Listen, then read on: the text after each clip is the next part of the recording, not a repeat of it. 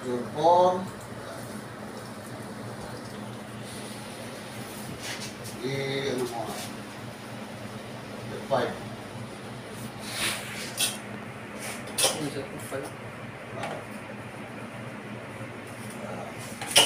Module 4, Hazard Identification, Risk Assessment, and Control.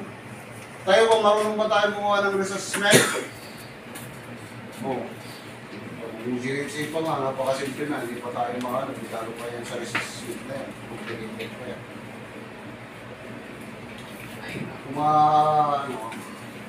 Matututo rin naman tayo gumawa ng risk assessment na yan. Kasi bago tayo magkaroon ng risk assessment, ang mga pagkakaiba lang sa GHA, yung risk assessment, may likelihood at saka severity. Kapag ginamitan mo ng control, paano magiging impact sa severity at likelihood niya. Hindi katulad sa GHA na pagka may control tayo, monitoring lang tayo. Napakahirap na nga, pero pag natutunan yung gumawa ng risk assessment, madali na lang. Lahat ng activity kaparehas ng GHA, may risk assessment na ginagawa. Madali mo na lang ako ma-identify ang mga hazard and at the same time mga contributions. At the same time, yung mga natin, kasama yung PPE. Hindi ko alam kung may mga example ako din. Objective, participants will be able to analyze, evaluate, and recommend appropriate control measures for identified hazard and risk. Hazard identification, risk assessment, and control, in short, hierarchy. Method for detecting workplace hazard, assessing risk to employees, safety and health, and implementing controls on those identified hazard. Yung why hierarchy is important. Awareness of hazards and risks. Identify who may be at risk. Siyempre, unang-una tayo. Ano bang lagi nakalagay sa panganib yan? Tayo lagi. Determine whether control is required for a specific hazard. Yung control ba natin okay siya? Determine if existing control measures are adequate or if more should be done. Existing control, adequate or needed additional control. Yun. Kung halimbawa yung control na ginawa natin, effective ba siya? Huwag na. Pagka kailangan ng additional control, isipin natin kung ano. Tulad lang yan ang pagmamaneho. Diba pagka nagmamaneho tayo, wala tayong lisensya, kasama yan. Diba? Pag nahuli ka, kasama yan. Isasampol ko lang yan. Na pwede mo siyang gawin ng risk assessment. Diba? Pagka nahuli ka na wala kang lisensya, malaki ang ano mo, di ba? Pero pag nahuli ka, may lisensya ka, wala ka namang violation, wala magiging impact. Pero kung nakagawa ka na ng violation, tapos wala ka pang lisensya, patay ka. Ibig sabihin, kung nakagawa ka naman ng violation, tapos may lisensya ka, magkaiba yung impact nun. Kaysa yung gumawa ka ng violation na wala kang lisensya. Prevent injuries or illness.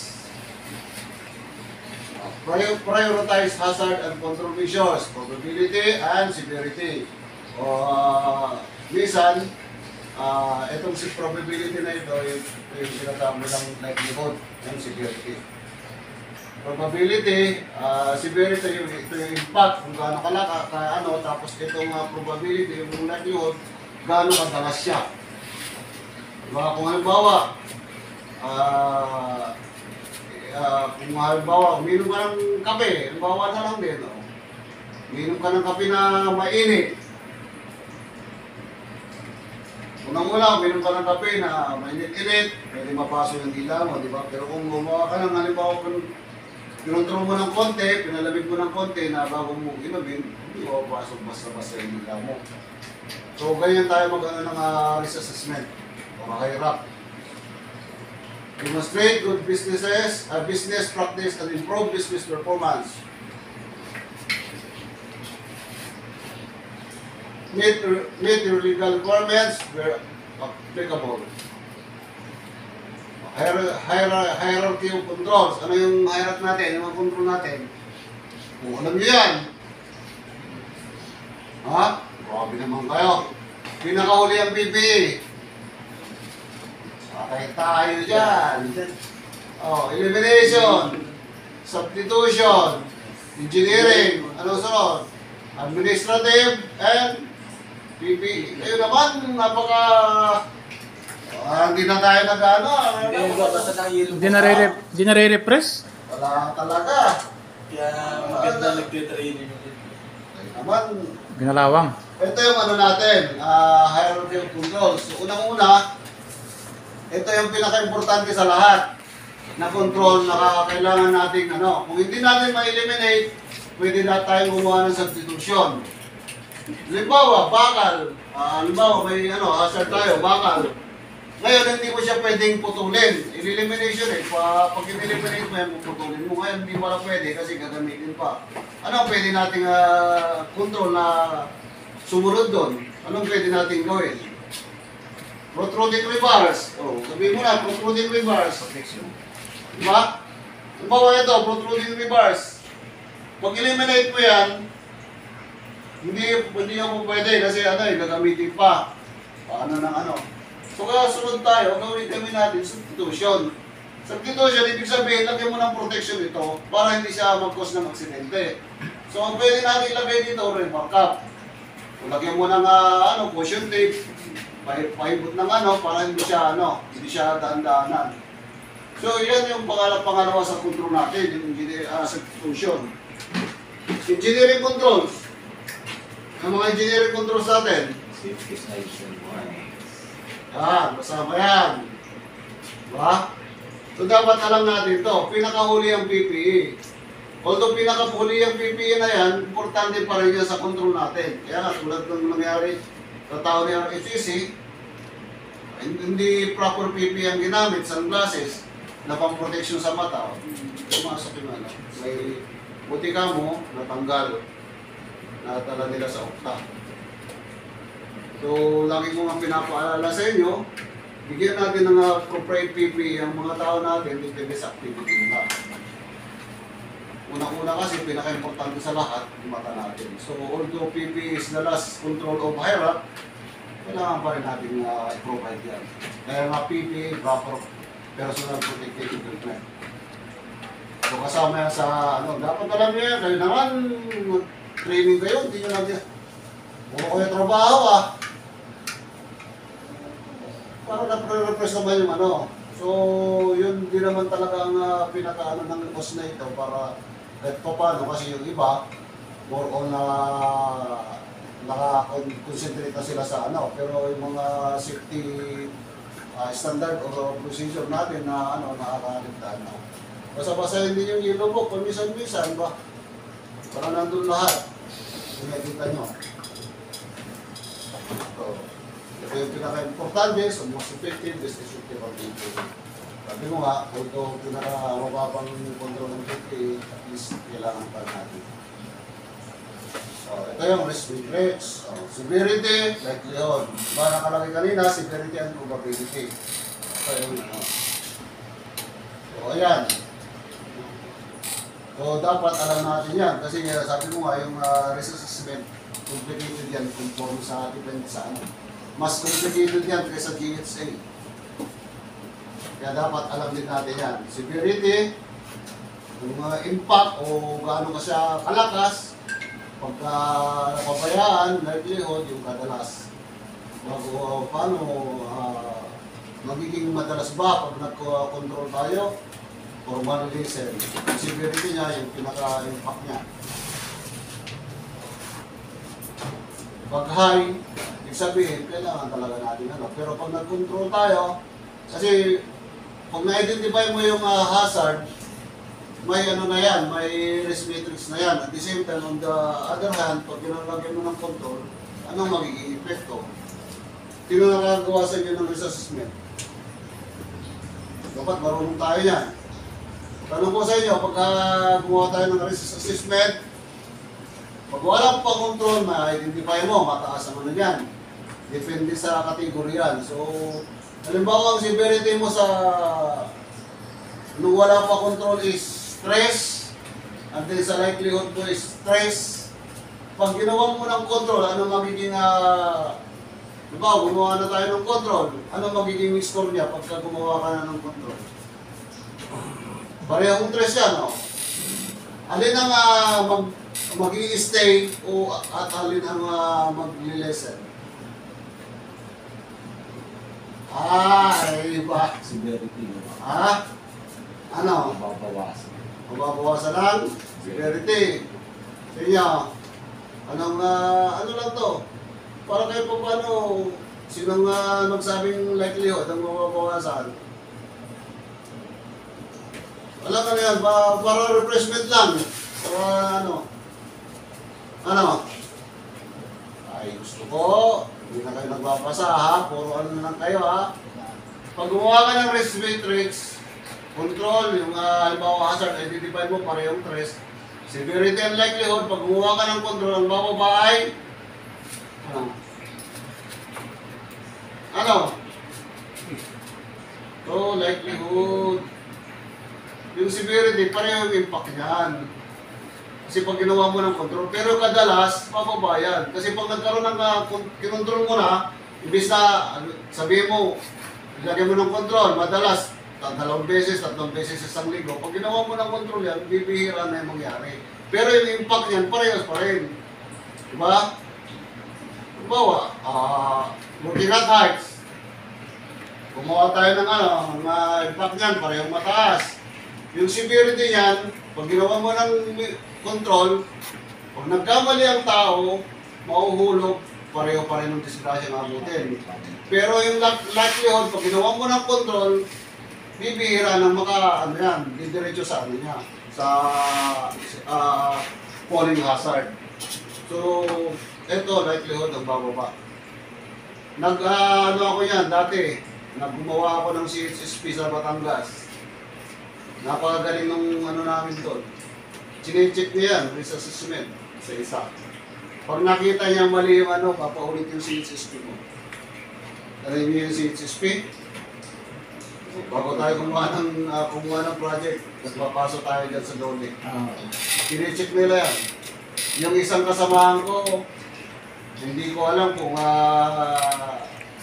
inaayos niya talaga yung binalik sa kanya yung CHSP niya, hindi tinanggap. Kasi mali. Chine-check nila yan. Kasama niya sa pag nagpasa tayo sa Dole. Lalo pag GenCon ka. Kasi pag GenCon ka, napakakapal ng CHSP niyan. Dalawang paparasit mo yung isa sa approve siya. So, dapat alam natin ha. Ayan, risk, likelihood. Pag pinagsama nga yan, pag magiging risk siya na pwedeng magmula ng aksidente. Pero pagka magkaroon na tayo ng control, mababawasan yung risk. Pinakamataas, at the same time, pinakamataas din dito. Pagka pinagsama mo yan, ito magiging equivalent yan, high. Very high na potential na pwede maging aksidente.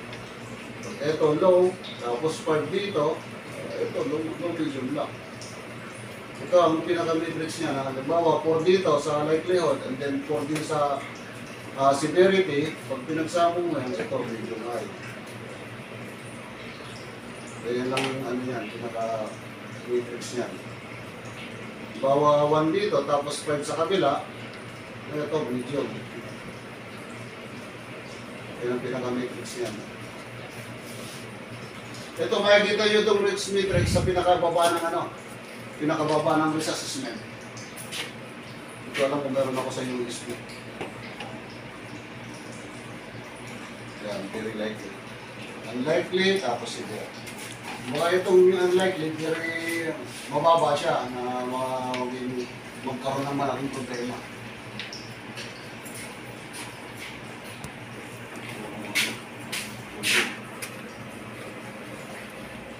How are these assessment carried out?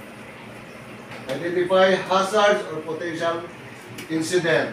Ayan, katulad ng picture na yan. Ano yung mga risk na pwede maging mag-cause ng accident dyan? So, identify tayo, hazard. Identifying hazard. Pero ano tayo, dito sa picture na ito? Anong sa tingin nyo pwede mag-cause ng accident dyan? Sige, huwag kayo maya. Para matong tayo. O ano? Malamang lahat. Malamang lahat. Hindi natin. Una, hagdan. Bakit hagdan? Sobrang taas na. Hindi. Okay lang naman yan. Hindi siya naka-fix. Walang support. Pag ang hagdan natin, eksaktuhan lang, sa taas na ito, siguraduhin natin, naka-fix siya. Pero ang standard talaga, dapat may existing siya. Gaano kataas yung sobra? Dapat, standard. 3 steps. 1 meter. Standard natin ha, dapat may sobrang bawang ng hagdan. Di ba, anong slope ng hagdan natin? Ha? Pinaka yan.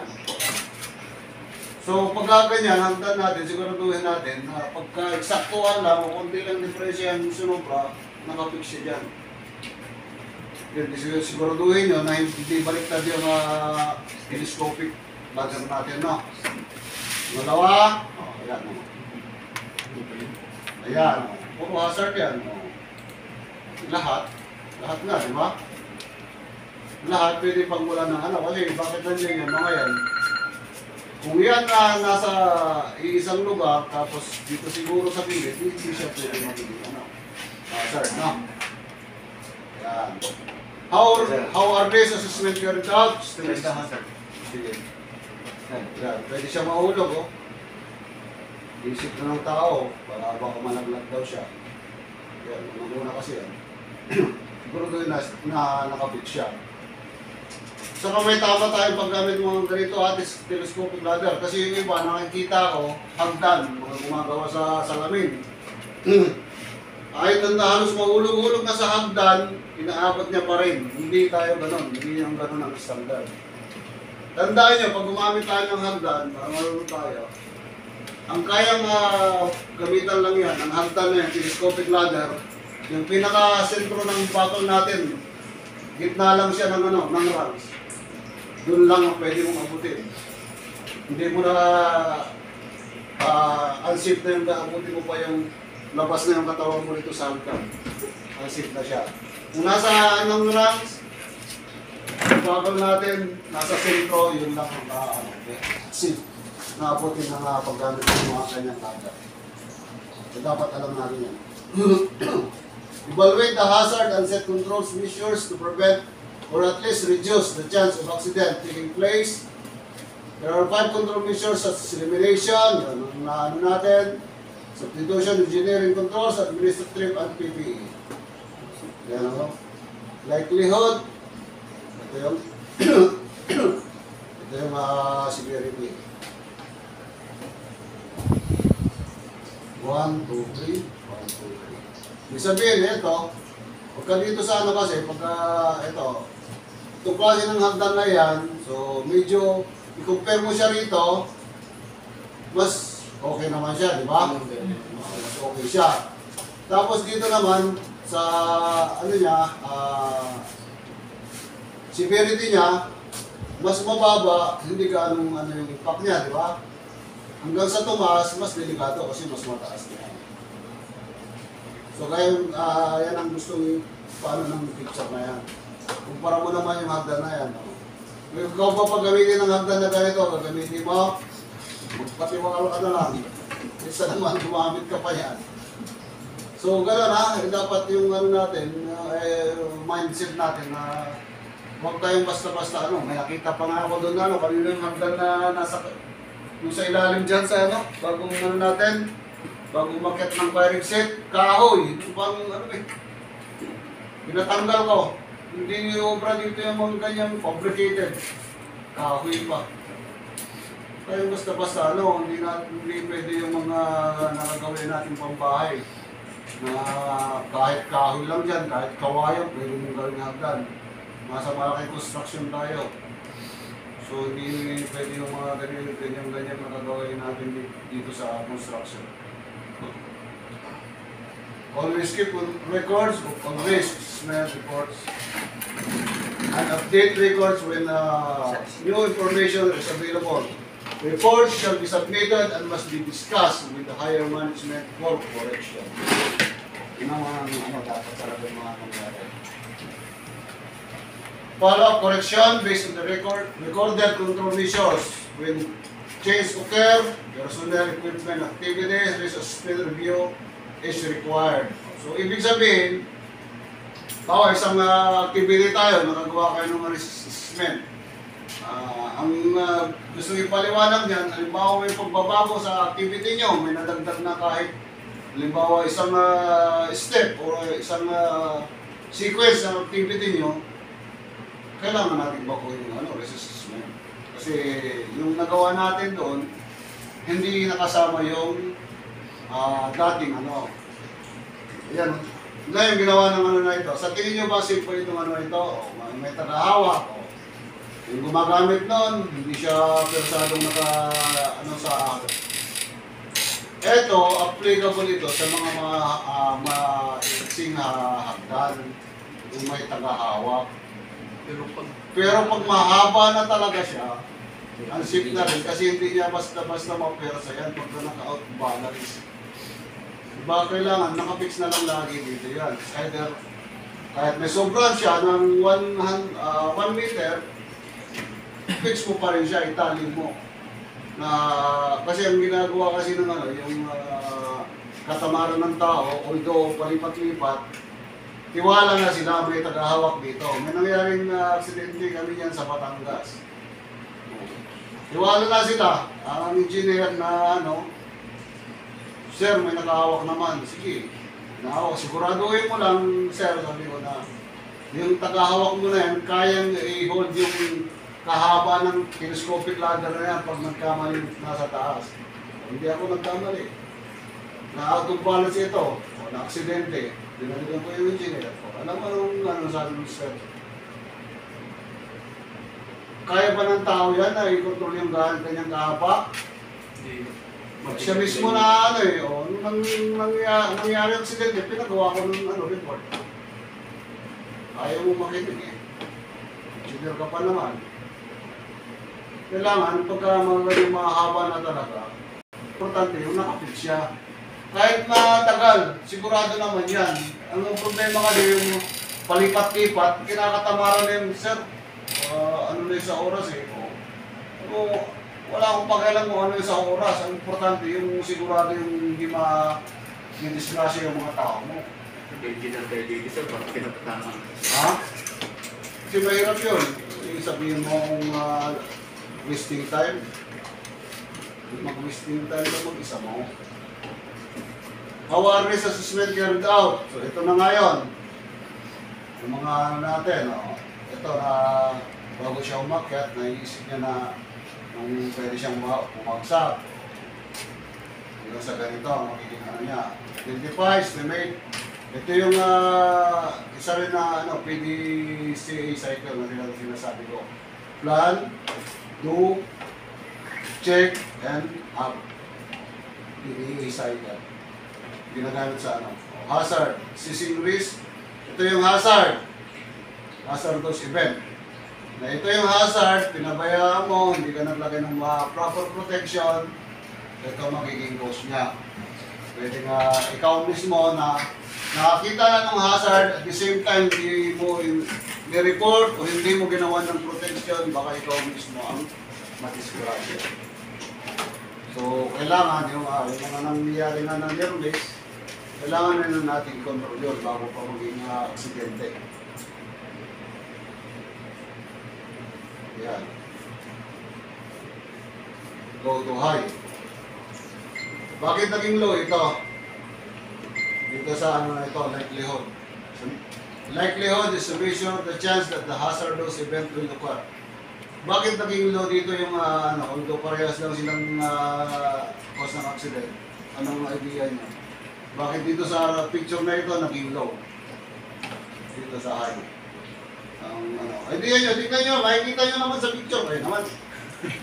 Meron silang nasandalan, oh. May, Ito kasi yung una, may nasandalan siya. oo, may naging pa siya na Nag-protection oo, pa sa naging kaya medyo mababa yung sa kanya kasi may protection siya rito na hindi katulad dito, pagka talagang malayo.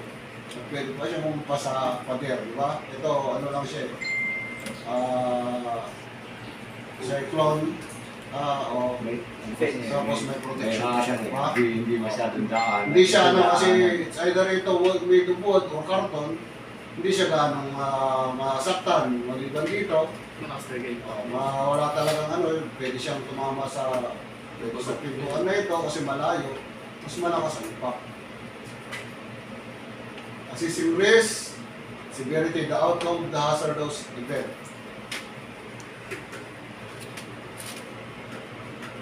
Ayan.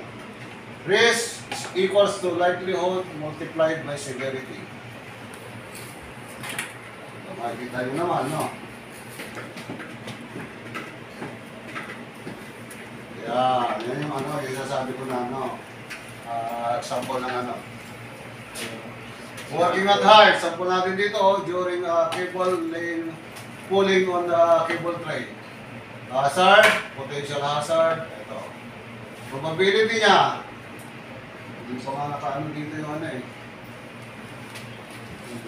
kulang ito na ito. Kasi dito sa pag na-identify mo yung makikita mo yung probability, severity. Kasi pag pinag-multiply mo yan yung risk. Ngayon dito sa control, pagka gumawa ka ng control at the same time may PPE ka, lalabas din yung probability at saka severity niya rito. Yan na yung risk niya, yung bababa na. So, kulang itong na ito. Risk assessment. Yan. Yan sa picture na yan, ano yung mga risk na tingin nyo? Ito. At risk ba ito? Ayan, sigurado yan. Risk ng dalawa na ito. Ito. Ito. Ito. Ayan sinasabi ko. Upuan, ginawang tuntungan. Ito. Hindi pa nasa panganib dito. Naglalakad, habang nagbabasa, hindi nakatingin.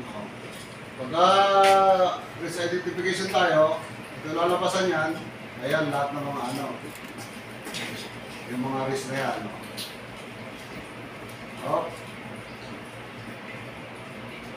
Kasama yan. Ayan, nasa sa gitna ng nasa gitna ng pintuan, access.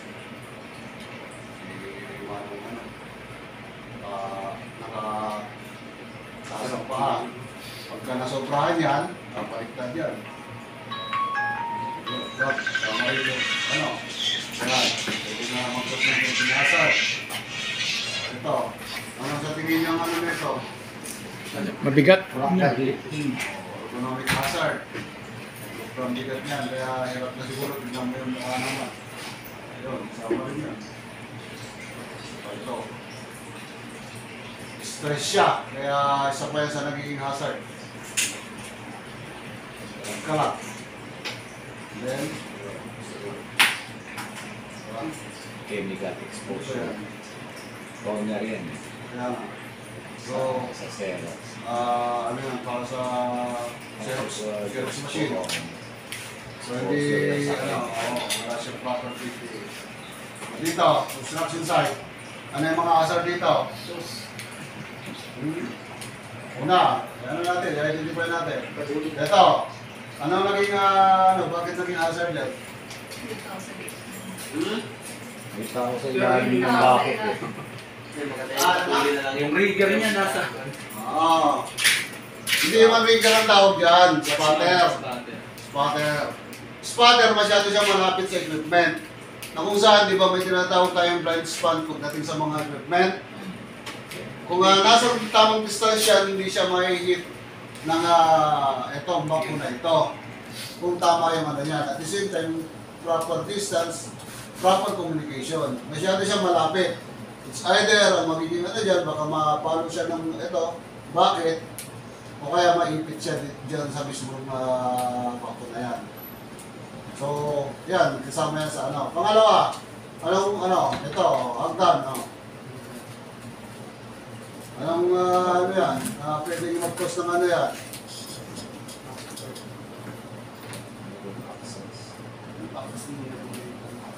Ha? Hindi naman yan ang tamang ano ng ano eh. Hindi naman yan tamang access ng ano, scaffolding eh. Scaffolding yan eh. Hindi yan ang proper access talaga yan. Di ba? May proper May step ladder. scaffolding ladder tayo. So, hindi siya ano, so risk siya. Kasama siya sa risk. Kasunod. Oh. Ayan, no? Kaya lang lagi ko nga nakikita halos dyan na ako'y galit na galit pag nakakita ko ng mga ganyan. Tandaan nyo, sa scaffolding standard, first layer, okay lang na walang harness. Second layer, pataas, kailangan na. Bakit sa ano sa planta? First layer pa lang is Hindi. Kasi sa first layer, lalo ang requirements ay with shock absorber and double lanyard, paano mo may, ano yun, paano may kakapit? Kasi yung lanyard niyan, diba, gaano ka, ano yung ano. Ang sa standard talaga, pag sa first layer, basta may full protection, kahit wala kang harness yan, okay lang. Kasi walang useless din yung harness na yan sa, gaano lang ano yung first layer ng scaffolding. O, pagka nahulog yung tao, gumamit ng harness, nagapak pa rin sa ground. Kahit i-bypass mo yan, pero may tinatawag tayong bypass sa pagdating sa ano. Na ano ko na ba, na-demonstrate ko na sa inyo yung bypass dito. O, diba? Tingnan dito ka sa first layer, nalagapak ka pa rin, kahit i-bypass mo yan. Kasi, ano kahaba yung lanyard niyan, tapos may mga ano na ngayon lanyard na yung ginagamit ng CGD ba yan? O, napakahaba ng lanyard. So, ang pinaka-standard talaga yan, second layer, kailangan ng harness. Dito, sa first layer na ito, kahit wala kang harness dyan, basta siguraduhin mo lang may full protection, may mga cross brace, and then yung platform mo, okay siya, proper platform. Sa ano, sa kaya pinag-control.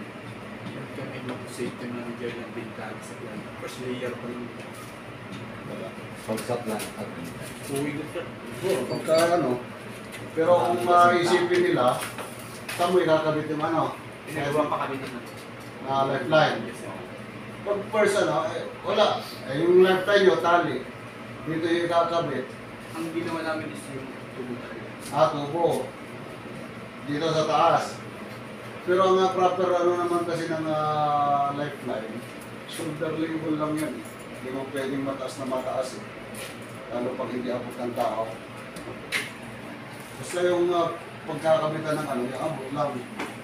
Hindi naman pwedeng mataas na mahihirap ano ng mga tao. So anong susunod na hasad natin dyan? Identify na natin ito. Pwedeng mahulog, walang harness. Alin? Ha? CH. Yan. Diba? Dito nilagay sa ano?